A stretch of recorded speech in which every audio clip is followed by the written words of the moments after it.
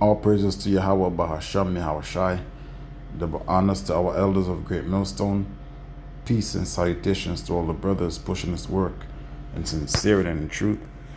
This is Brother Tamar from GMS Toronto, coming at you with another video. So as you can see here,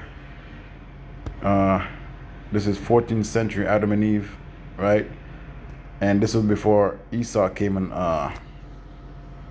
did his iconoclasm, right? Before he started whitewashing all the so-called dark images that our people left up in Europe. You know, the icons to show that in the dark ages we knew who our power was, or we knew what they looked like, right? Some of them might not know the name, but we knew that our power was a so-called Negro, right? From the tribe of whatever respected tribe the Lord is from, right? The tribe of Judah. So what you see here in this picture is Adam and Eve, and this is taken from Genesis, the third chapter, and I think the 7th verse. I'm going to get that. But this is Adam and Eve here with fig leaves, right, around their private parts. Representing what? When your private parts are exposed, it represents shame. Okay, so they were trying to cover up their shame. Pretty much hiding themselves. Right? And this is what your Christian churches won't tell you. Your pastor couldn't break this down even if his life depended on it. Right? Because Adam, you know, he was made in the image of Yahweh. He was the first, you know, he's Yahweh Shai. He was the first spirit that was made in the heavens, right? And he was the first man to come down here, you know. And he was the first man that Yahweh gave his laws to on the planet Earth, right? Where the other nations were just around just multiplying. That's it, right? But Adam was given the way, the breath. He was given the breath. He was given the way in which he should live, or the righteous seed should live. And his woman was supposed to be underneath his tutelage and rulership, right? So let's get Genesis 3.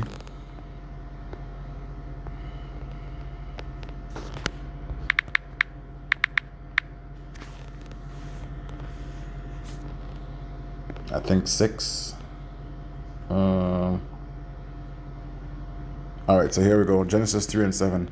And the eyes of them both were open, and they knew. Okay, no, let's start from 6. Right? And when the woman saw that the tree was good for food, and that it was pleasant to the eyes, and the tree to be desired to make one wise, she took of the fruit thereof and did eat, and gave also unto her husband which with her, and he did eat.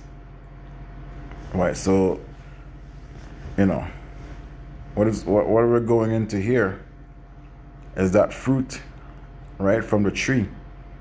The tree is a representation of the other nations that was in the garden, right? And those other nations came with a philosophy, it came with other philosophies, just like right now you go to East India, or the Indians over there in India, they're gonna bring gods like Vishnu, Krishna, right? You go to China, where the Moabites are, they're gonna bring Buddha to you. They're gonna bring Taoism to you, and that's another vibration, that's another god, and so on and so on. When you go, when Israel had their laws, statutes, and commandments, we had Yahweh Bahasham Yahweh Shai, right? So, you know, like one of the brothers were going into, Israel had the laws, or Adam had the laws, which represented what? Boredom. You know, Adam was bored. No, not Adam was bored. Eve was bored. Okay, which happens to every woman when something's repetitive. They get bored. They need excitement, you know? And through her unhappiness, it breaks the man down because he, in his mind, thinks that he should make her happy, but you cannot make her happy. She has to make herself happy. Okay? So they were in the garden, you know, which is that spot that you people call, you know, they call it where those Israelis live now. And that one pit that the Most High chose, right? Israel, Canaan, right? They were there, and the other nations were around them, right? And they saw the ways of the other nations. Which this was a thing that the Lord made us when he gave Moses the laws, right? When he gave Moses the laws, that was a commandment in the law, not to do what the other nations do. Because the Lord was, you know, he's the creator. He already saw what happened in the beginning, right? Other nations always seduced Israel, or the righteous people, the people that he chose, right? So Eve saw the philosophies of the other nation, mainly that was the philosophy that the serpent had, which the whole garden was governed by that law, by that, you know, just like how now you have Esau. All these other nations, they have their ways, but Esau's poison has sunk or seeped in these other nations. They're all Edomites now. They're all Babylonians. This whole world is governed by Esau's philosophy, which is what? Democracy, right? And it goes on, right? His tongue walks throughout the whole earth, just like how the serpent did in the garden, right? And it says here, and she brought that philosophy, which is, when you look it up, the brother from Dallas, right? He brought this out, serpent definition. Okay, let me get Bible definition.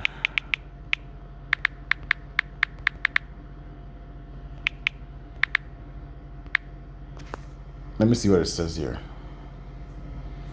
Serpent was a symbol of evil power and chaos, and from the underworld as well, of the symbol of fertility, life, healing. Nahash in the Hebrew.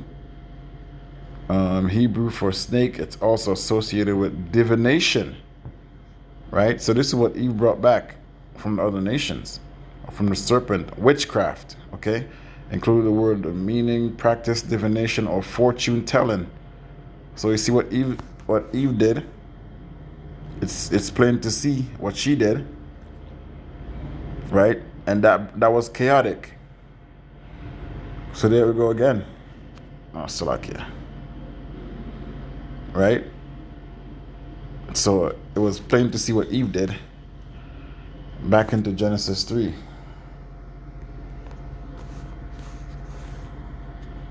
So verse 7.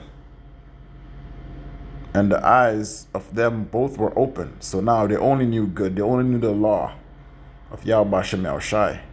They only knew righteousness.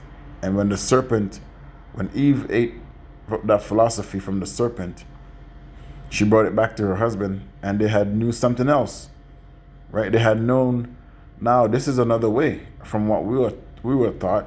So, you know, they knew they had dabbled into something that they shouldn't have, right? Which is what? Sin. And they knew that they were naked, which represents what? Shame. And they sewed fig leaves together and made themselves apron. Right? So that's what you have here. It represents what? The ways of the other nation. Because they were trying to cover their shame. Right? And this is the same thing that our people do. Out to this day. They always try to cover their shame by going into other philosophies and trying to hide themselves amongst other nations. Just like right now. Name a nigga who's not a Muslim or a Christian or atheist or a Luciferian. Right? It's the same thing Adam and Eve did. Let me see if I get that in Ezekiel. I think Ezekiel 31. Ezekiel 31 and 26, I think. And let's see, 20. Oh shit. Salakia, this is the wrong one. Is it Ezekiel? Oh, sorry.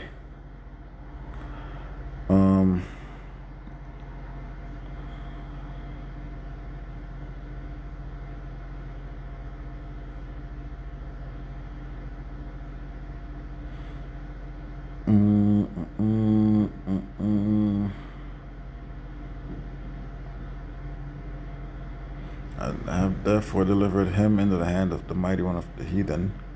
He shall surely deal with him. I have driven him out for his wickedness. And strangers, terrible nation. Okay, sorry. All right, so let me just get right to the point. It says here, I have made him fair by the multitude of his branches, so that all the trees of heathen, Ezekiel 36 and 9.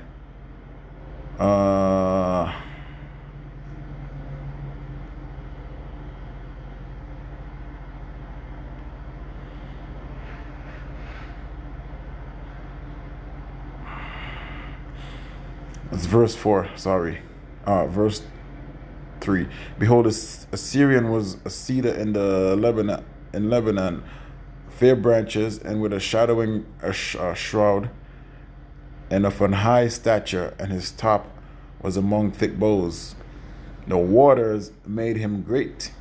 The deep set him up on high, with her rivers running round about her plants, and sent her little rivers unto all the trees of the field.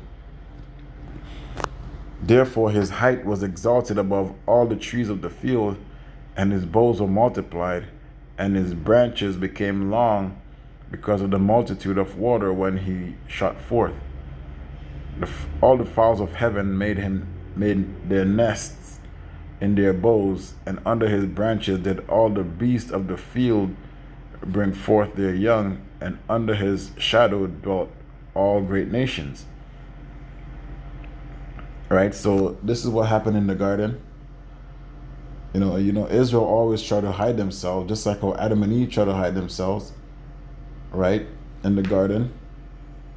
But they always stick out like a sore thumb, whether it be them in their physical prowess, or they're gonna do something or say something. They're gonna speak a certain way. They're gonna act a certain way, right? That just give themselves away. It's just that thing that the Most High put in all of us as Israelite men and women. Okay? It says here, the cedars in the garden of God could not hide him. So that's where you have them hiding themselves with apron, with the fig leaves, so to speak, right? So the cedars are a representation of the other trees, where they try to hide themselves among the other trees. Right, the cedars in the garden of God could not hide him, which is Adam, right? The fir tree. That's what, when we're under the curses, it doesn't matter what we do, we cannot hide, because it's just that thing. It's a connection, it's a spiritual connection. You cannot hide from it. It doesn't matter what you do. You're heaven. You cannot run from the heavens. You cannot run from the ground, right? The fir trees were not like his boughs, and the chestnut trees were not like his branches. So Israel, which represents Adam, right, the righteous seed back then, right, the Adamites, aka the Sethites, right, and all the way down to Abraham, right, from Noah all the way down, okay. Adam stood out like a sore thumb. So he could not hide himself. Doesn't matter how much he tried, right? Doesn't matter how much he tried, he couldn't hide himself. Any tree in the garden of God was like unto him in his beauty. So the trees represents the other nations, right? And the garden represents the land, okay? The pit that the Lord chose. So it says here, like unto him in his beauty, right?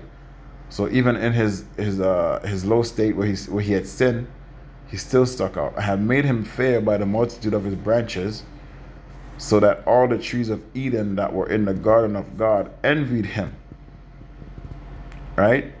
And that's what happened with the serpent. He envied Adam. That's why he attacked the woman by giving her his philosophy so that she can bring it back to him, because if he had gone to Adam directly, it would have been a no. Therefore, thus saith the Lord power, because thou hast lifted up thyself in height, and he hath shot up his top among the thick boughs, and his heart is lifted up in his height. His mind. I have therefore delivered him into the hand of the mighty one of the heathen. He shall surely deal with him. I have driven him out for his wickedness. Strangers and termination have cut him off and they left. Yeah, so let me read a little bit more. And strangers that are the terrible of the nations have cut him off and have left him upon the mountains, and in all the valleys his branches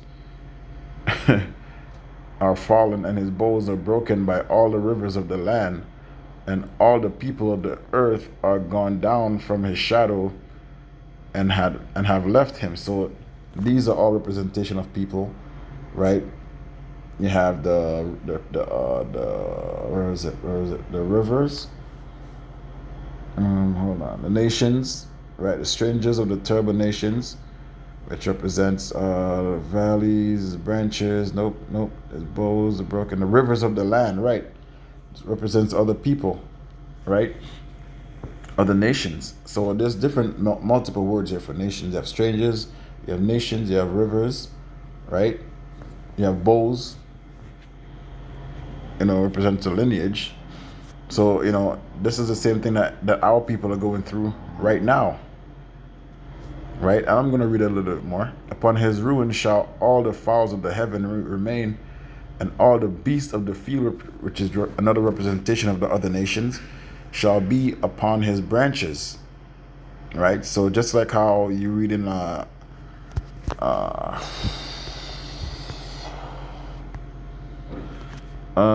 Luke,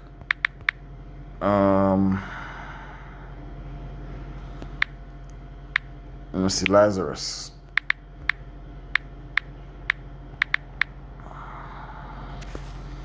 Lazarus and the rich man.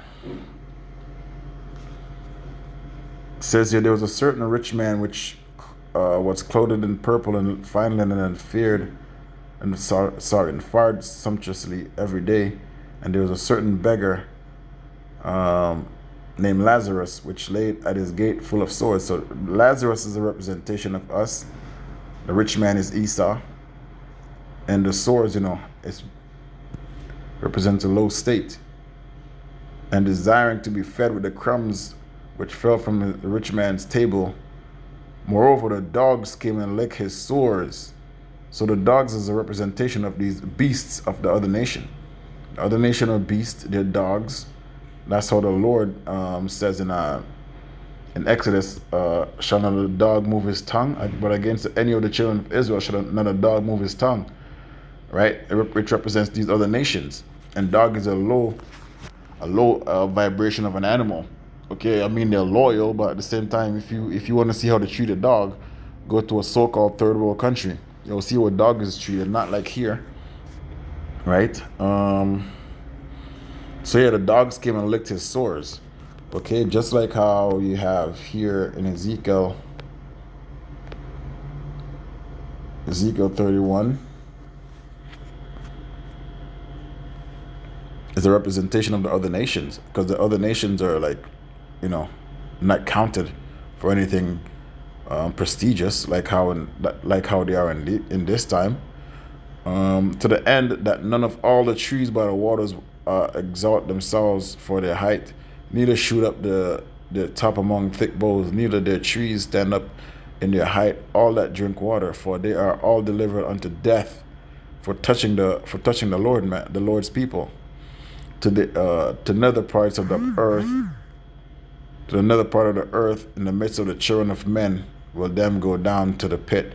So they're gonna have a judgment too, man, for touching us. But this thick bow, and you can see how Adam was trying to sort himself amongst the other nations. Okay, and this picture says a lot. A lot of people might just see this, and they see Adam and Eve hiding themselves with fig leaves, so to speak, right? Because they cannot break that down. That's, in its sense, in itself.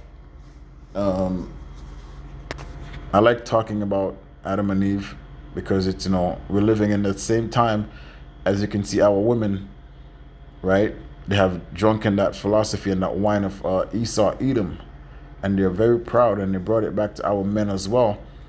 But he doesn't want to lose his woman, so he goes along with it. He brings Christmas trees at home, right? He dresses up as Easter bunny to make a kid feel good, right? And they think this is all something to do with bringing him up as he needs that for his childhood, so to speak. Yes, a child, should be brought up in the right way, not in the philosophies of this place, right? So this is all philosophy of Esau, Edom, what the woman brought back, and the men of our nation has drunk it up. So, I'll probably do part 2 to this. So all praises to Yahweh Bahasham Yahweh Shai, double honors to our elders of Great Millstone. Shalom.